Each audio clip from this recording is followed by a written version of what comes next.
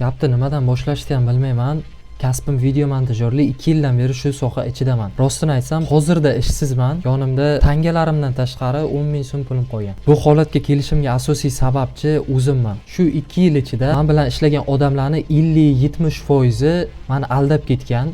Ya'ni pulimni bermagan. Asosiy sabab men u odamlarga ishonch bildirib, dogovorni yaxshi qilmagan va shuni aytib o'tishim kerak, freelansda ishlash iplaganga. Ya'ni onlayn ishlash, har qanaqa kasb, deylik dasturlash bo'lishi mumkin, grafik dizayn yoki montaj farqi yo'q. Pulimni ola olmaslik, didsiz SMMchilar bergan feedbacklar, Instagramda men tengi montajyorlar bilan o'zimni solishtirish, bularning hammasi meni sohamga nisbatan heytni oshirdi va motivatsiyamni o'ldirdi. Freelansda ishlash qiyin. Har ikki gapini birida inshaalloh degan so'zni ishlatib, meni aldab ketgan, dinni niqob qilib olgan odamlar ham bo'ldi, uchradi. Bu gap bilan hamma dindorlar shunaqa demoqchi emasman. Aslida kasbimni yaxshi ko'raman. Hozir o'zimga ham seziladi, hard skill, soft skill tushib ketgan ancha. Menga hozirda eng kerakli narsa iroda bo'lsa kerak, ya'ni oxirigacha bora olish, yarim o'rtada tashlab ketmaslik. Bilmadim, men shunday o'ylarman yokida rostdan ham shunaqa. Gen Z avlodini eng katta kamchiliklaridan biri bu oxirgacha bora olmaslik bo'lsa kerak. Ya'ni qanaqadir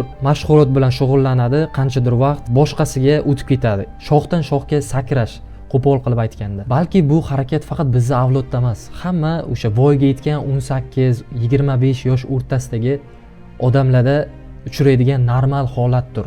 Bilmadim. Bizning avlod esa variant ko'pligi hisobiga qiynalar. Muhimi har narsaga qiziqish bildirish.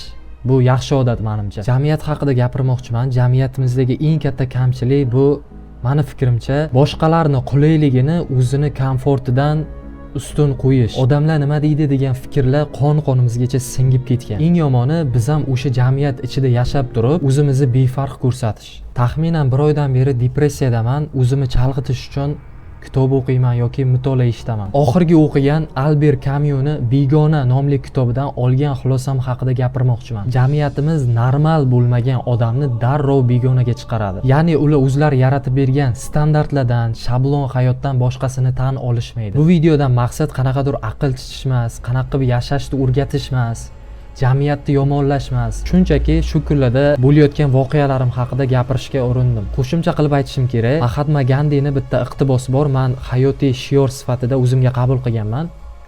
Olamni o'zgartirmoqchi bo'lsang, avval o'zingdan boshla degan gapi bor. Okay, Zomerpunk siz bilan bo'ldi. Good luck, bro.